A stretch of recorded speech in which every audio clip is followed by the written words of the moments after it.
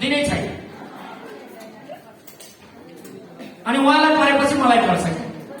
अब हामी यसबाट 7वटा लकी ड्र गर्छौं। सबैको यहाँ छ। अब सरले सबैलाई पर्ने गरी 7औं नम्बरको चाहिँ निकालिदिनु पर्यो सर। उहाँहरूतिर हेरेर कसलाई हेर्नुभयो थाहा छैन। Thank you. सरले नै म नाम लिन्छु।